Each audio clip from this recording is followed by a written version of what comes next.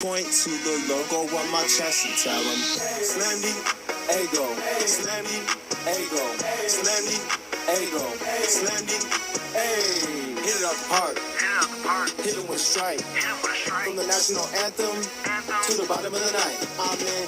Slam the ego, slam the ego, slam the ego, slam the ay. You already know what's up. What's that? Another home run. We should know the job ain't done till we hold that trophy up. Hey. What's up, everybody? Welcome to episode 306 of the Talking Friars podcast and YouTube show. I'm your host, Ben Fadden. Breaking news here. The San Diego Padres have made another signing. They brought in Pedro Severino yesterday. They brought in Seth Lugo. And now today they bring in Matt Carpenter. The Padres, they needed another bat. I think they probably need another one. But they needed someone that could DH, someone that could play first, someone that could play a corner outfield spot. And that's what they get here in Matt Carpenter. Let me know your reaction to this. Matt Carpenter, former Cardinal. He played with the Rangers a little bit, Yankees this past year. And there was a period of time this past season where Matt Carpenter was like the hottest hitter in baseball. So you definitely hope that the Padres can get that production from Carpenter. It is a 1-year deal. I don't think we know how much money it is yet, but it's a 1-year deal with a player option for 2024. So I would assume that he would take the player option, but it depends on what kind of year he has, I guess. He can play first base. This is what he did last year. He played first base. He played third, played right, left. He was a pinch hitter a little bit. He was the designated hitter sometimes. So this guy is what the Padres can do. This is what the Padres wanted, right? The Padres needed someone that could play on the corners, outfield, infield, and he can do that. I think he will DH some, and I think he will play the outfield some, unless they go get like Profar or something. But I think this is a pretty good pickup here for the Padres. Just first, reaction at this. Carpenter, according to Ken Rosenthal, he is guaranteed $12 million, could earn a maximum of $21 million over 2 years if he exercises the player option, and all of his salary escalators and incentives are earned. So yeah, 12 million, that's not bad. If Matt Carpenter is getting 12 million though for this year, what is Profar going to get? That's my immediate question to that. So if Carpenter, I don't know if someone thinks or if teams really value him as like a everyday starter, or they look at him as an everyday starter. So if he's getting 12 mil, one, I think the Padres think that he's going to be in the starting lineup every day. And two, Profar, you would think like 15 mil, right? Somewhere around there. And Benintendi just got 5 years, 15 mil per year, 75 in total. Do you want to give that to Profar? I don't want to. So maybe this is who is playing, or this is who the Padres are getting instead of Jurickson Profar. Brandon Drury is still out there on the market. He can play first. He can DH. He could play second. He can play third. It feels like he's not coming back, though. Maybe the Padres go with Matt Carpenter and they bring back Will Myers, or they go Conforto and Carpenter. I don't really see Carpenter as an outfielder. I see him more as someone that will DH. He can play first. Like, that's what I see him as. He's a lefty. If you want Crony to go play second base some days, and you want Bogarts to DH, or you want Kim just not in the lineup against certain righties, you could do it that way. Because I know that I think it was Dennis Lin or someone was writing about the Padres this last week, and he was saying that the Padres maybe would want to sit Kim against certain righties because of the platoon splits, or his splits against righties aren't as strong. So this is, you have a righty on the mound, have Carpenter in there, you have Crony over at second, Bogarts at short, Manny at third, and then you have Grish in center, Soto in right, Tatis maybe in right, Soto in left. When Tatis returns, Nola catching, or Campy catching, or Pedro Severino catching. That's pretty solid. And right now, what does the Padres lineup look like? I mean, we'll get into Carpenter more. Don't worry, and I'll get through your comments and all that. If you want to support the channel, a great way to do that is using that super chat button. I will get to any comment, any question that comes up from there. I appreciate you guys tuning in here. What is the Padres lineup now at this moment with Matt Carpenter on the roster? And this is with Tatis suspended. So what's like the opening day lineup? Is it Kim leading off at second, Soto hitting second and right, then Bogarts, Manny, Crony, Severino as the DH? Is that who it is right now? And then Matt Carpenter probably in left right now, and Nola catching, and then Grish hitting ninth as another lefty in center. I'll tell you what this move does do, because Carpenter is a lefty.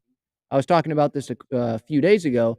This does even out the lineup as much as you can with Tatis back. Like when Tatis is back, you got Tatis as a righty, Kim is a righty, Bogarts is a righty, Manny's a righty, Carpenter's a lefty, but Nola's a righty, so that's 5 lefties there, and then you have 5 righties.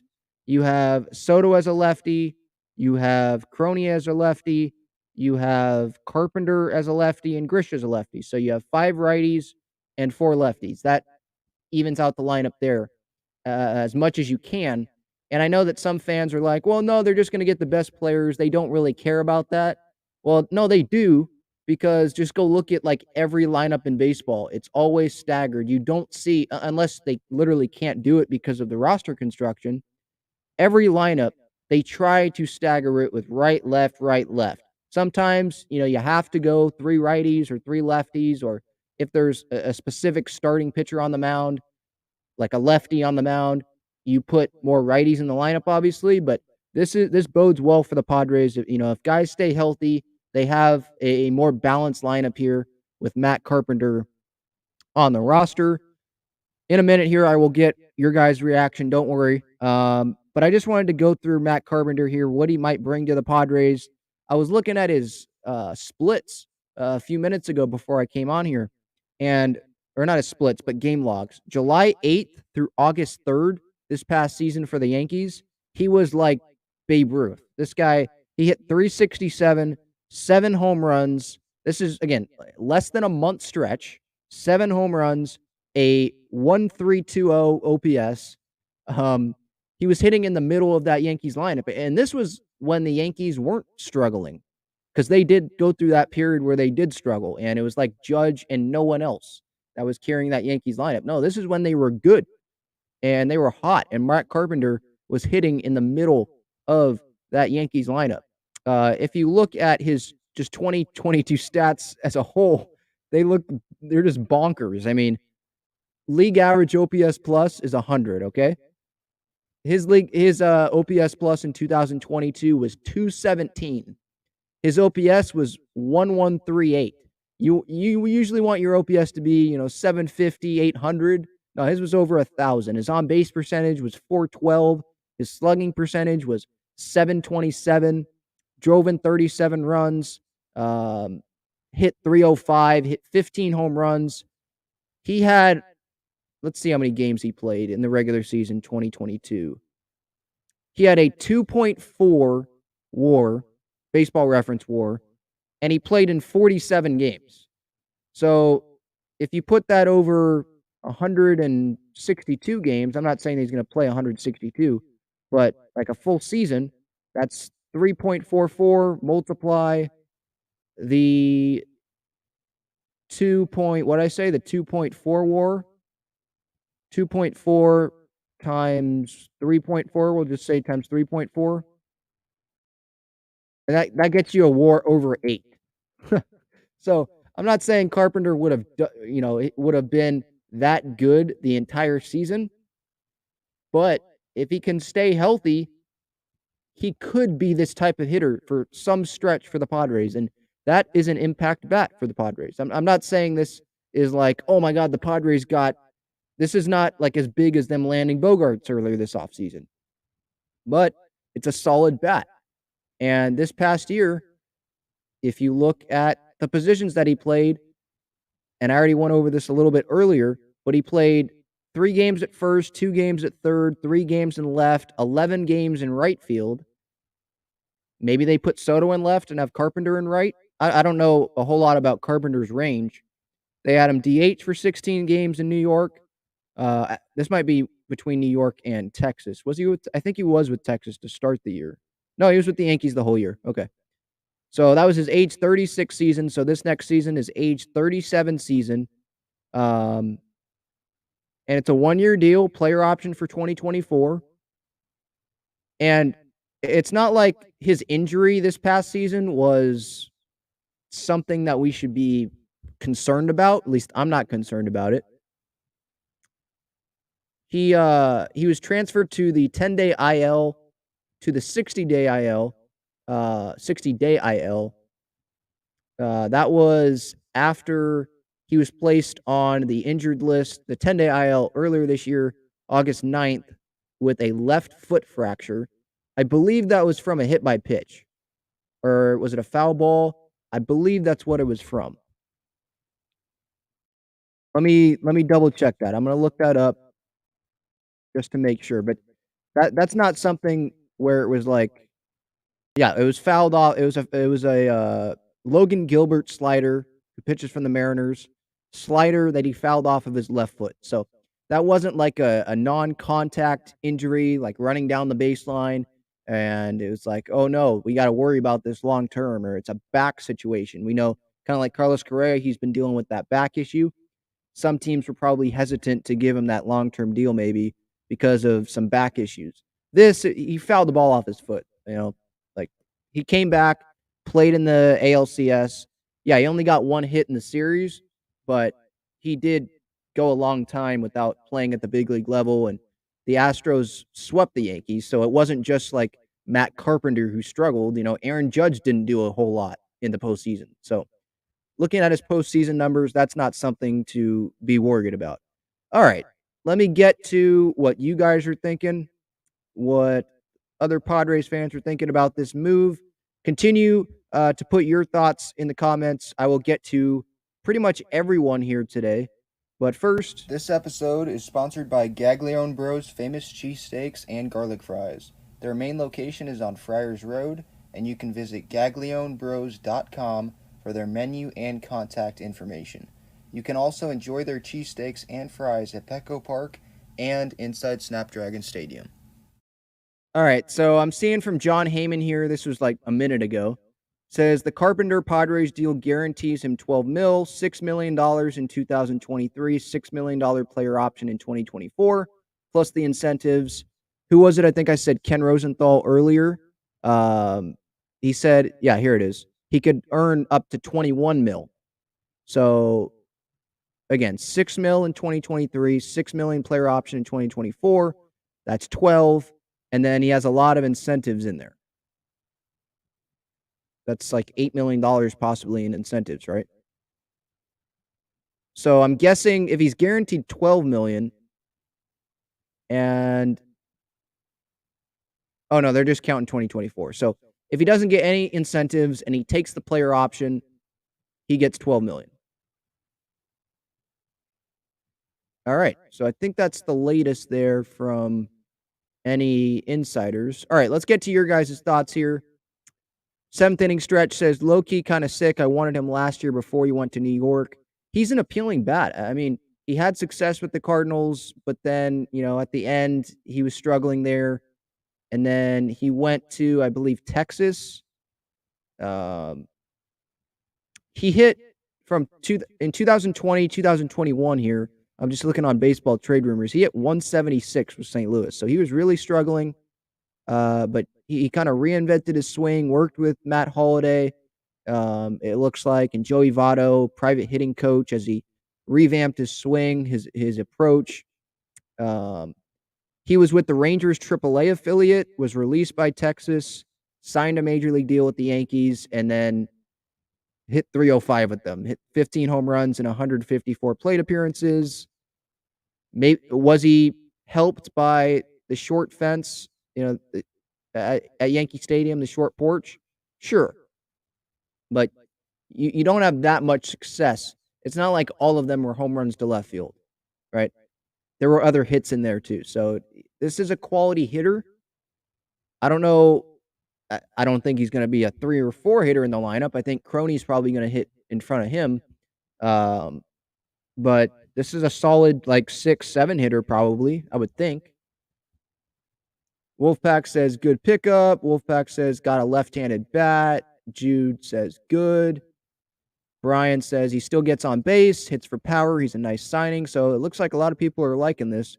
I don't really know how you could hate it unless you're looking at like the 12 million number and it's like, wait, what? But that's from what I'm understanding, that's not 12 million for this season. He's just guaranteed that in the contract. This season, it's $6 million in 2023. So what I said about Profar, kind of throw that out the window, because I was going on the belief of he's getting 12 million in 2023, but it's 6 million. He could get, or he's guaranteed 12, but it looks like his contract, like he's getting $6 million on, like if you go to Spot Track, it'll say like base salary, $6 million.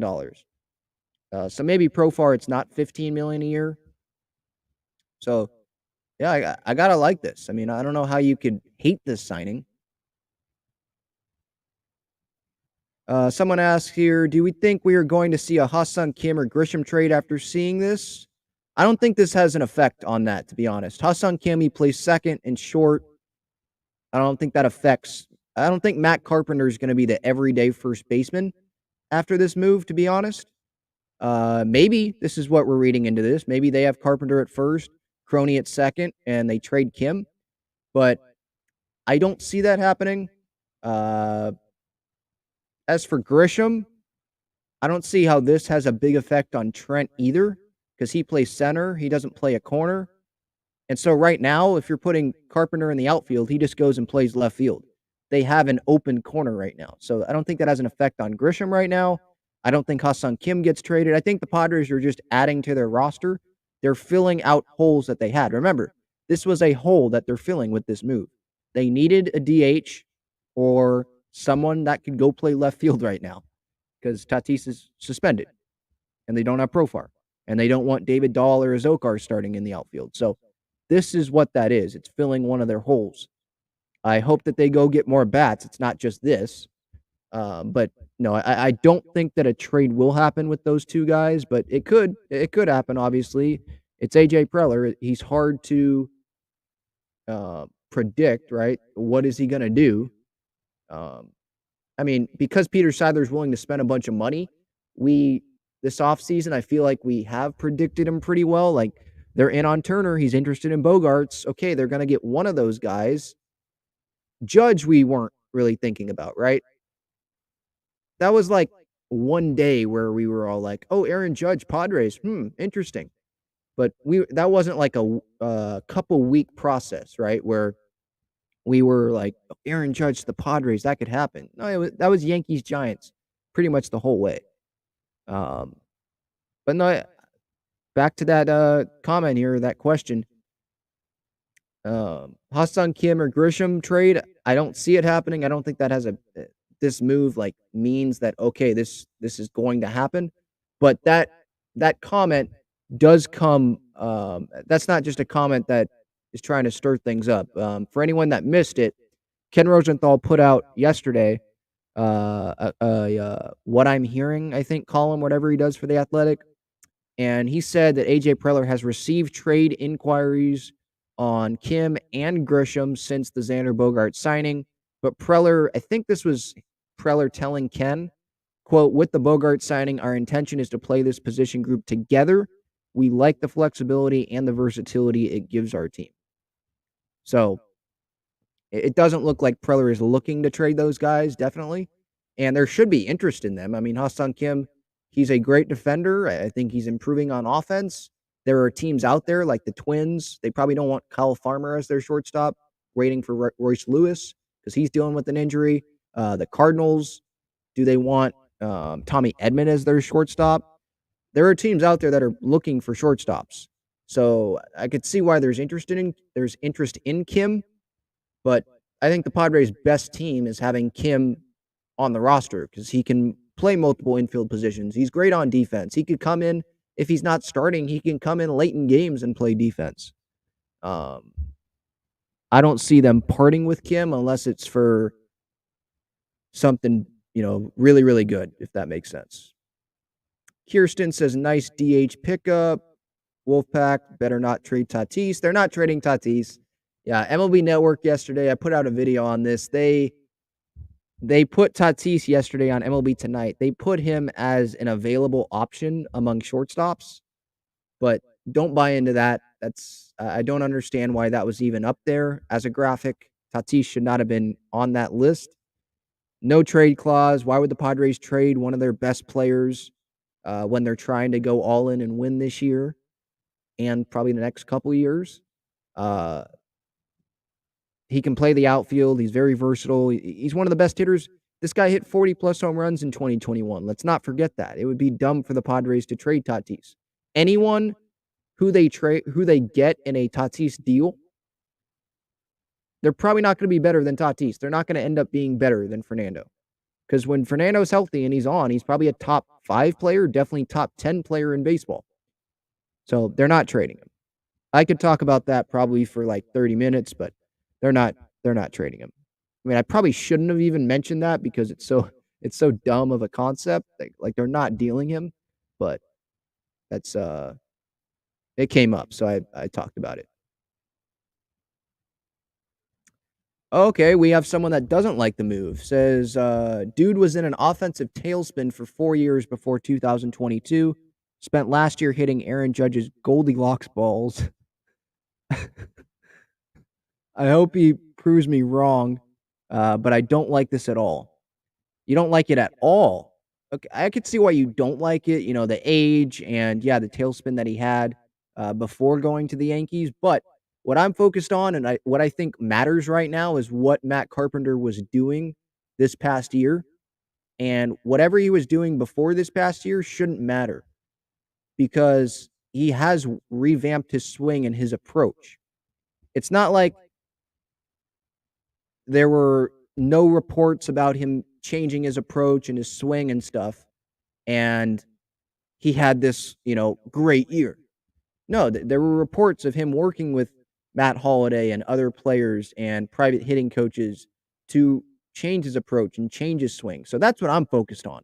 I'm focused on him changing, and he has adapted, and it looks like that he has really improved. That's what I'm looking at.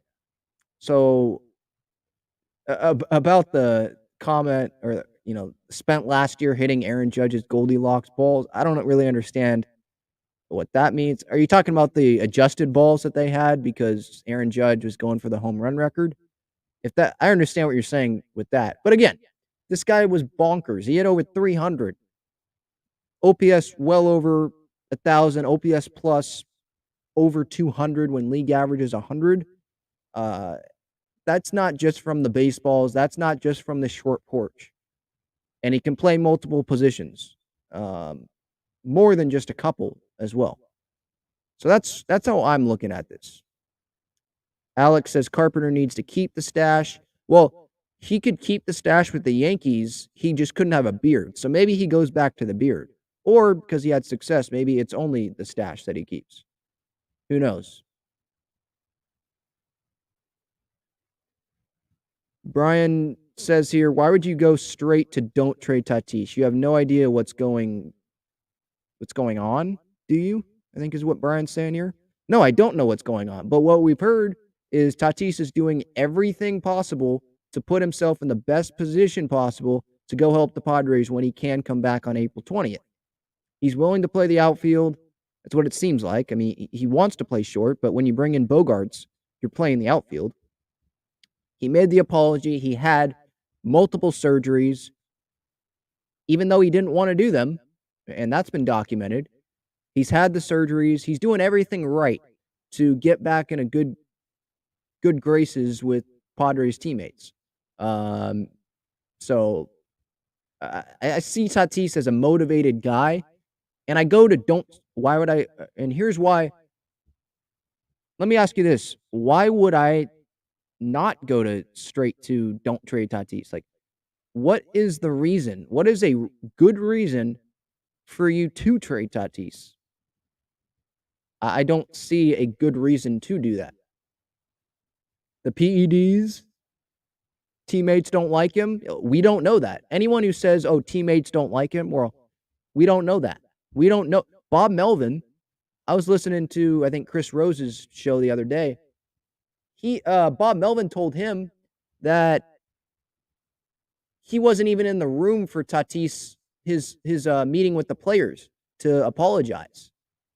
So no one knows except the players what Tatis said to them and how teammates feel about him. So if you're gonna say I have no idea what's going on, no, I don't. We don't.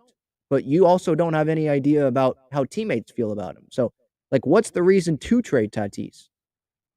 And why he's not gonna get traded? Well, I've already mentioned it. Like the no trade clause. He's one of the best players in baseball. He's probably very, very motivated to shut up everyone about, oh, he's only good because of steroids. He was using steroids and now he finally got caught. Like he wants to prove everyone wrong. And he saw how much fun the Padres had beating the Dodgers in the postseason and going to the NLCS. And he probably thinks, hey, they went to the NLCS without me. I can be that final piece. I can be that person to push the team over the top. I guess that's my thoughts on that. They're not trading Fernando Tatis Jr. I'd love to end that conversation.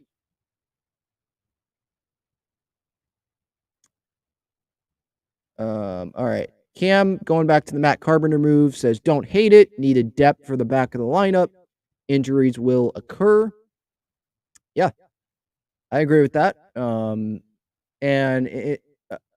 hitting on the back of the lineup thing, yeah, I think that's probably where he's going to be, 6 or 7 in the order. He's not going to be at the top of the lineup, I don't think. There's just so much firepower there, and he doesn't seem like a leadoff hitter to me for the first 20 games when Tatis is out.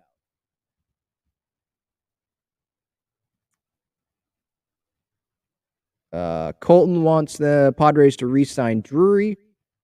Yeah, if I had to bet, I would bet that it doesn't happen.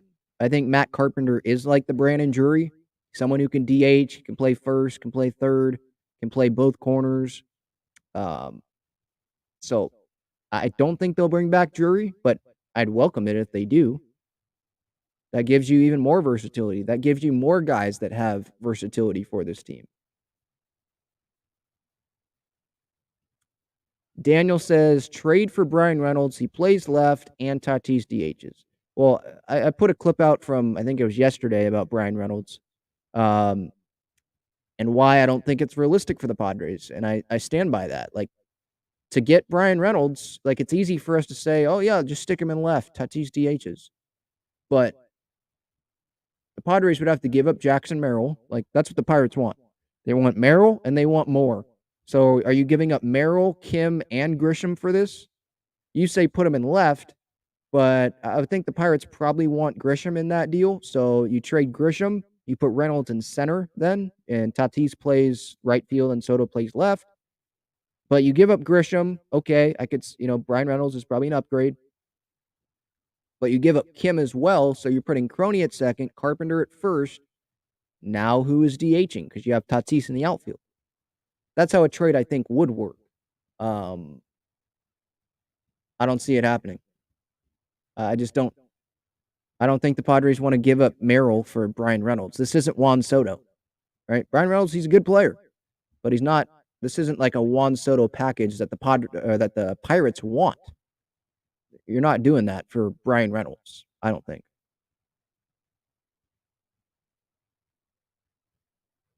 Kevin's okay with Matt Carpenter over Profar.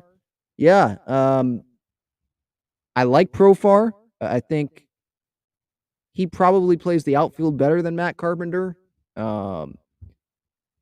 Carpenter probably has a little more power potential than Profar, I would say, right?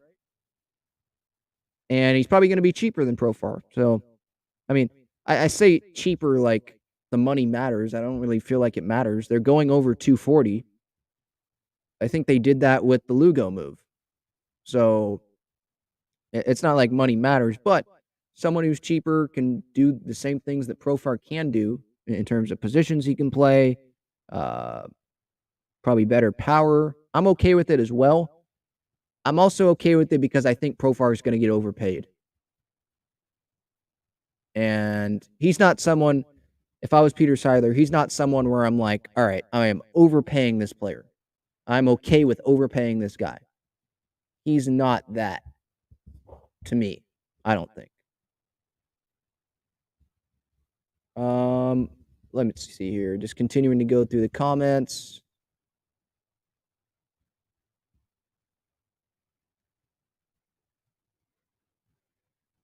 Daniel says, simply put, and in rather stunning fashion, Carpenter was baseball's best hitter on rate basis in 2022, minimum 100 plate appearances. He led all of baseball in slugging percentage. Yeah, because he was ridiculously hot with the Yankees there for that stretch. And then he got hurt, so that shortened the season, but it also allowed him to keep his numbers where they were at, for his regular season numbers, which were absolute bonkers, right? They were nuts. I don't think he's going to do that for the full year, but you hope that he can do that to some degree for the whole year. You hope that he can stay healthy, right? Yeah, I agree, Chris. Dude had a 212 OPS plus in a third of a season. Still nuts. Yeah. Yep, we got Carp, Cameron. Yep, we got Carp. What number is he going to wear? Didn't he wear 13? Because he's not going to wear that now. What number did he wear with the Yankees?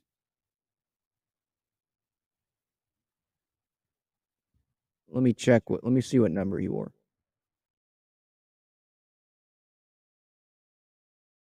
You gonna say he wore 13 with the Cardinals?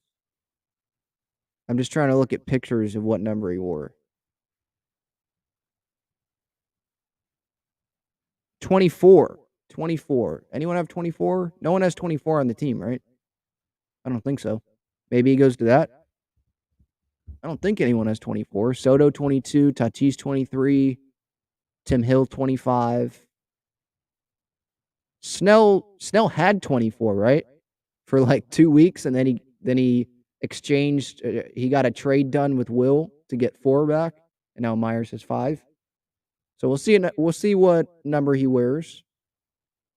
Let me check Twitter real quick to see if there's any notifications I need here to see.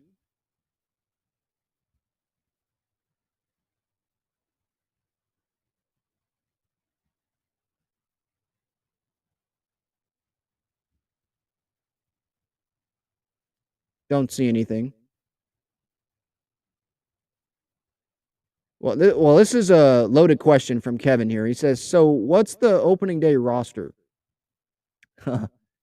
I could probably spend a whole like episode on this, but I could go through the depth chart right now.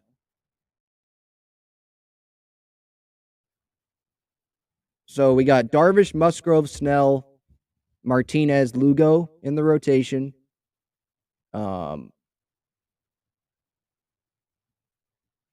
In the bullpen, Hader, Suarez, Garcia, Pomerantz, Lopez. Did I say Hill already? Morahone. That's what, 7? I know I'm forgetting someone here.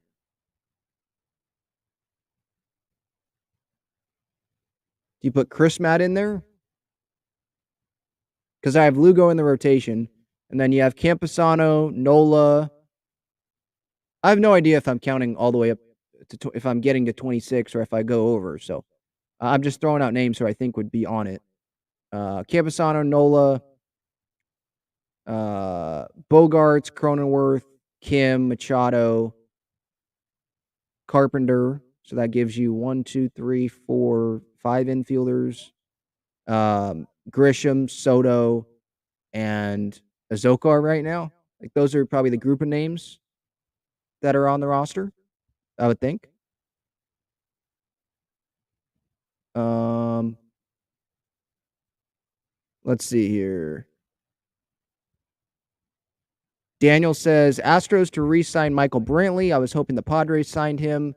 Yeah, I was hoping the Padres signed him as well, but it seemed like the Astros always wanted Brantley back. They just wanted to make sure he was healthy, and it seems like Brantley wanted to go back to the Astros anyway.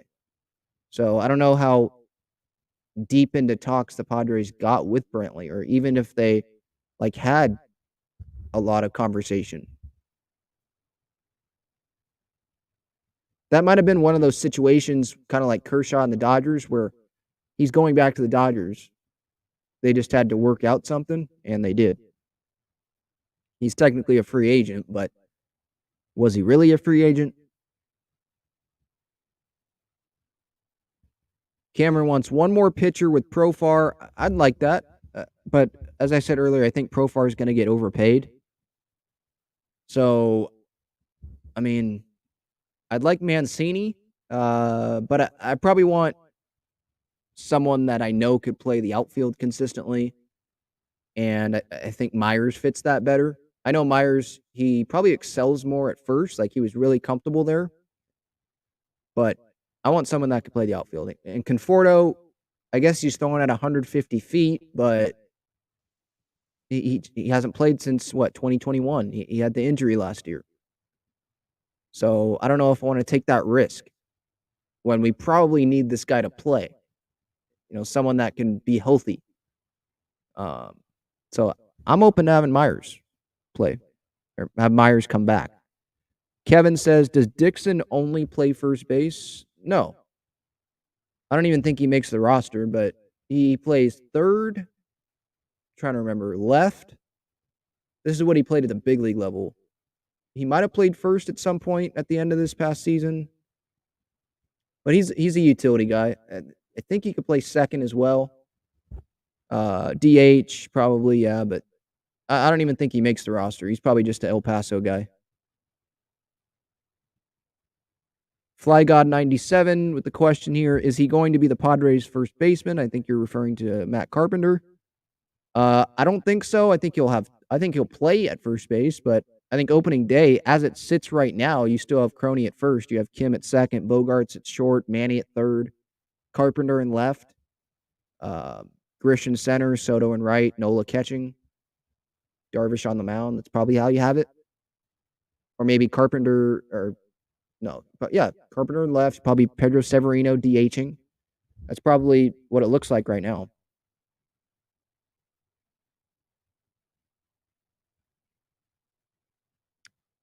Alexander with the question here: will Xander play short or Kim? Xander's playing short. Yeah. A reporter tried to ask him that during the press conference, and Xander was like, he gave the look of like, you an idiot? Yeah, I'm playing short. I'm the shortstop. I don't know how long he's going to be a shortstop, but yeah, he's playing shortstop.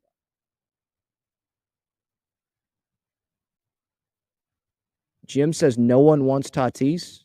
Oh, this was back when I was talking about the Tatis trade conversation. No, I think there's plenty of teams that want Tatis. I think fans are emotional and they react way too much about a PED suspension of someone that's that young and that talented. Like teams are like, well, you didn't do that with us. That's fine. Even if you did, you're Fernando Tatis Jr. Of course we have interest in you. Plenty of teams would have interest in Tatis if he's on the trade block or made available. He's not going to be, but just in a hypothetical situation, if he were to be available, plenty of teams would want him. It would be like Juan Soto. Plenty of teams would want him. It would be a question of, can they afford him, with the farm system and players they'd have to give up. It would have to be a bigger haul than Soto. And we saw with the Padres, they gave up a major league player. They gave up all of their top prospects. It would take more than that, especially when the Padres are trying to win. They're going to want like probably Corbin Burns and, Jason Dominguez. I know those are separate teams, but, You're going to want a top pitcher. You're going to want top prospects, like the best prospects in baseball. Maybe it would be like a 3-team trade or whatever. Like the Padres would want everything for Tatis, and deservedly so, because Tatis is an amazing player that they have. They're not trading him.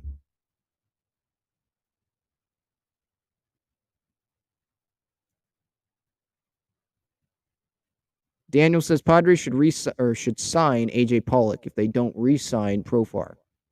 I'd be open to Pollock.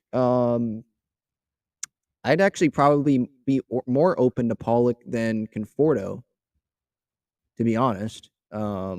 Just the health. I think Pollock dealt with some injuries, and he is getting up there in age. But Conforto, I just don't. I don't want to give him a contract and then, he can't throw. I know he's throwing right now, but it's a long season.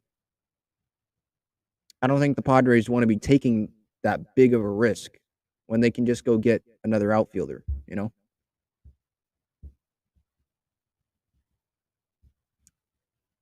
Here we go again with the Brian Reynolds trade. Wolfpack proposes Camposano, Grisham, and Kim for Reynolds and Keller. No, the Pirates would not do that. They might want more than that for just Reynolds alone, not adding in Keller as well. They might want more than Camposano, Grisham, and Kim. From what we're reading, the package that they're proposing or the package that they want for Reynolds, it's been described as like a Soto-like package. The Padres aren't going to want to do that, I don't think. And are they interested in Camposano? Because they have, what's his name, Henry Davis. I think that's the Pirates' top catching prospect. So is Camposano a fit there? They're just going to have him DH, or they're going to try to move him to first. Do you want to do that if you're the Pirates? I don't know. It would take more than that. Definitely more than that for Reynolds and Keller. That's for sure.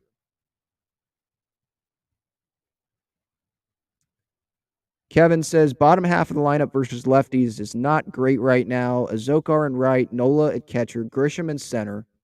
Those are the bottom three, and maybe Camp at 6 in the DH spot. Okay, so I know, look, Azokar, I don't think Azokar is a starting outfielder right now. I think it's Carpenter. I think you put him in one of the corner outfield spots. Nola catching. I'm fine with Nola and Grisham being the 8-9 hitters. If we're complaining that Nola and Grisham are the 8-9 hitters, I think we're getting greedy. I understand fans, they want superstars at every position, but you got to realize the situation the Padres are in. They like Nola behind the plate. Pitchers like throwing to Nola. I think they still believe in Trent Grisham. They know what they're going to get on defense from Grish, and offensively, it can't be worse than it was last year. And then Campy at 6 in the DH slot. Maybe you have him there as the DH, but I think they're going to get another bat, so that takes care of Campy having to be the DH. And right now, you probably put Pedro Severino as the DH over Campy. You just have Campy be the backup catcher, right? So I think that improves it a little bit.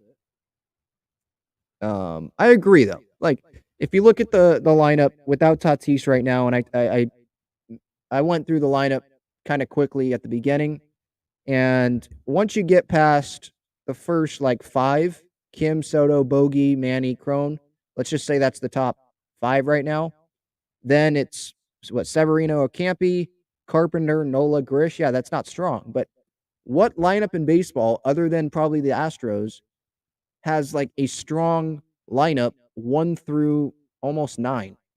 Like, the Astros 1 through 7 is really solid. Fangraphs has Jeremy Pena, who just won the World Series MVP and the ALCS MVP. They have him hitting 7th in their lineup.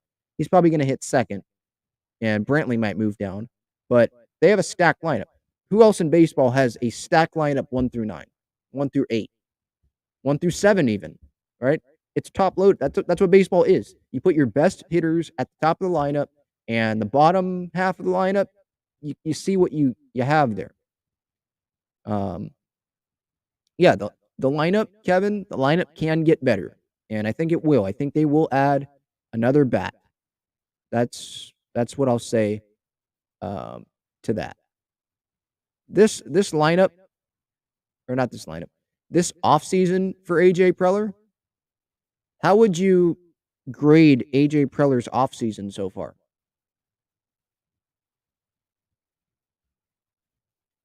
I'd give it an A right now. There's more things that need to be done. But what did they need going into the offseason? They needed starting pitching, and they've gotten that with Martinez, Lugo. Hopefully they add another starter. They needed relief pitching, right? Because Suarez was going to leave, but they brought him back, so that's really good. They brought in Lopez, the Rule 5 draft guy. They wanted to improve their offense with power bats. They got Bogarts. That's a great move that we weren't expecting. They bring in Matt Carpenter. Needed someone to DH, could play first, third, left, right. Check that box. They added another catcher, Pedro Severino, for depth. Like, you have to give this probably an A right now. They add Tehran as some depth in the rotation. You have Tatis coming back, 40-plus home runs in 2021. So you've improved the offense. You've probably improved the rotation a little bit. And the bullpen is the same or maybe a little better. And the bullpen, even if it's the same, it was very good this past season. And was a big reason why the Padres made it to the NLCS. So I really love the offseason that AJ Preller has put together for the Padres. David Dahl was another depth option that they brought in on a minor league deal as well.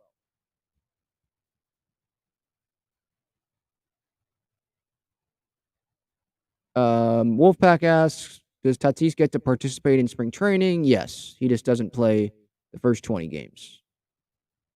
No, Justin, I think Snell had 24, not 22.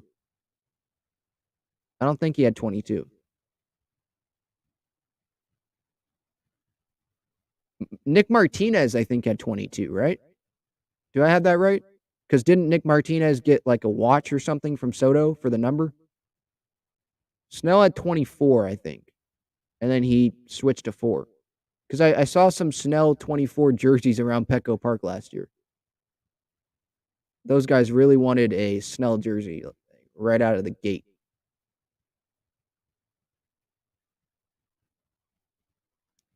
I agree with Kevin here. Says, I also think Tatis should DH a lot if possible. Lots of time away from the grind of a full season.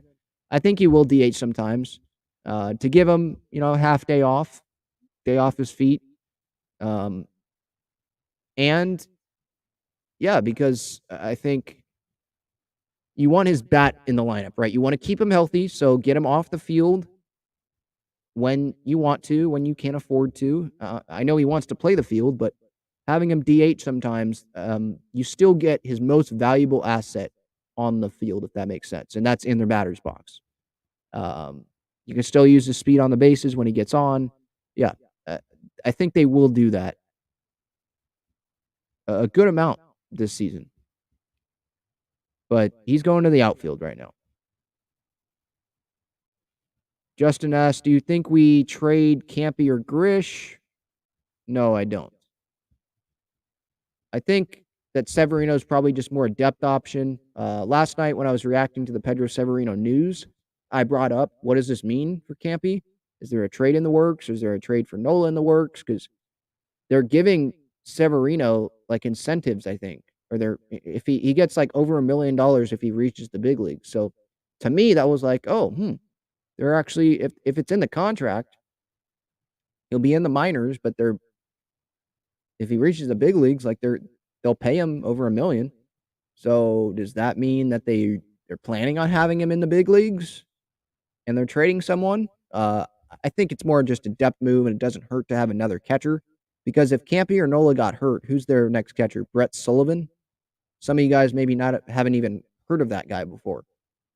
So it's good to have a third catcher depth, right? And they went with Pedro Severino over Alfaro. I forget how much Alfaro would have been paid, but they just decided to, DFA him, release him, whatever they did. So Alfaro's a free agent now. Alexander says, "Do you think the Padres will sign Shohei next year?" No. I think there's just going to be so much competition. I think the Dodgers, they're getting under the luxury tax so that they can go big on Ohtani. Devers might be a free agent as well if the Red Sox keep acting like dumb ownership and they can't extend him or they trade him.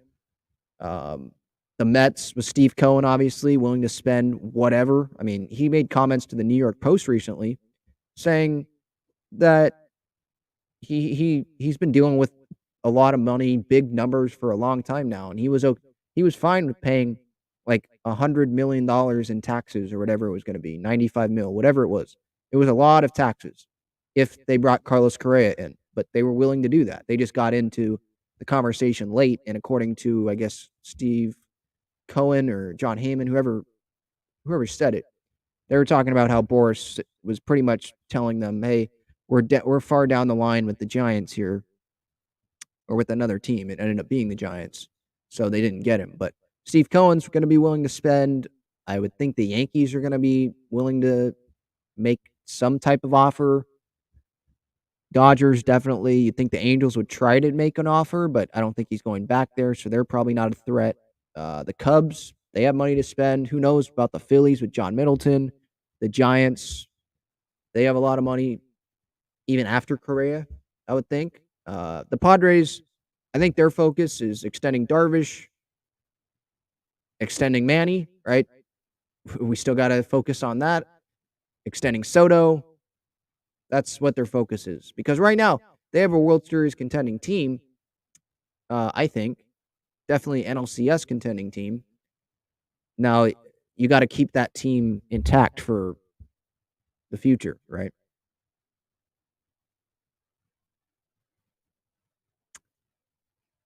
Thean says, do you think that we're going to get Johnny Cueto?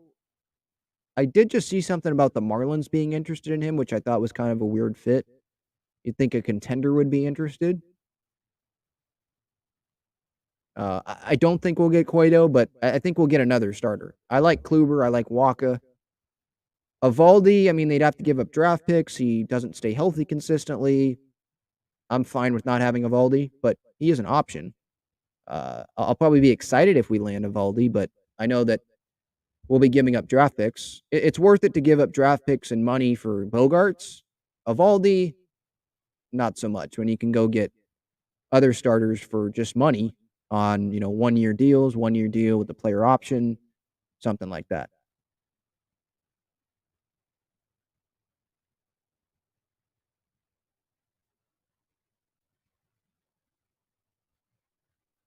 Dan says Snell always has worn number 4. Well, I'm no, in spring training when he came to the Padres, he wore 24 at first. And then I think it was like the day before opening day, it was announced that Snell was going to go back to 4 from 24 and Myers is going to get 5 because they worked out some trade or whatever.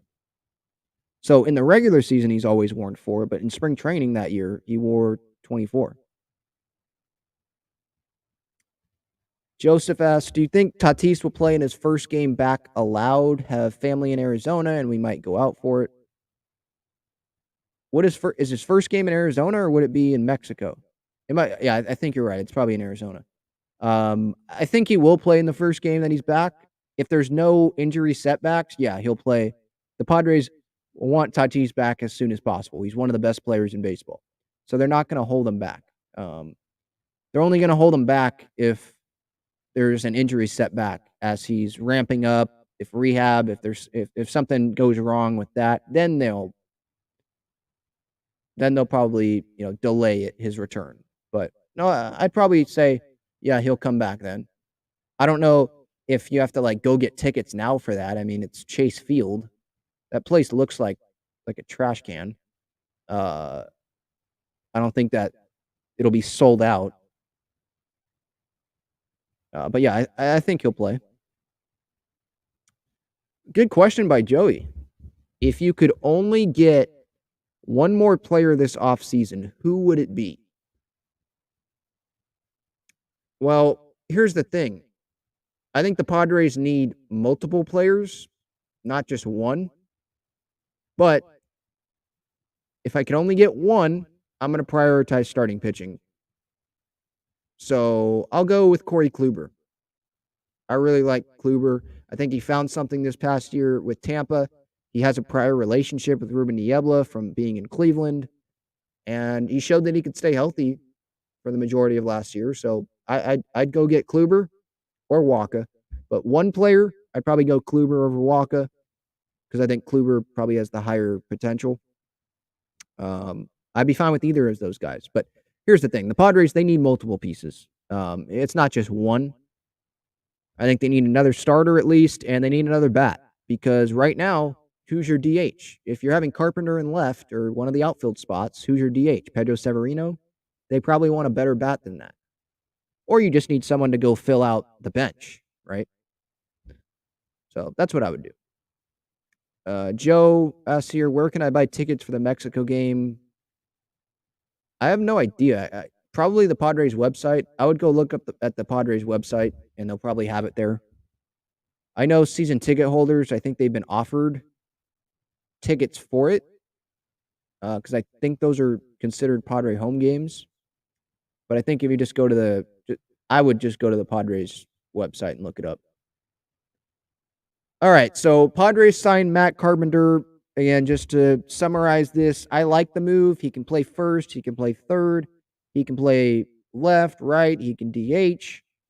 This guy had an insane offensive year with the Yankees when he was healthy. And if he can do that with the Padres, I'm not expecting him to have a 200 plus, OPS plus, but if he can, perform offensively, if he can be if he can add production to this Padres offense, this move is going to be a good one. $6 million for 2023, $12 million guaranteed. Sign me up for that. For Matt Carpenter, you didn't have to overpay for Brandon Drury, which I think he's going to get more than what Carpenter gets. And who knows if they get Profar, but you don't have to overpay for him. I'd like to have Profar back, but I don't want to overpay for him and give him like 5 years like Benintendi got. So this is a good short-term move, a guy that can positively impact this Padres team. And I think Wolfpack here says if he hits 10 home runs, that would be amazing. I mean, I don't know about amazing.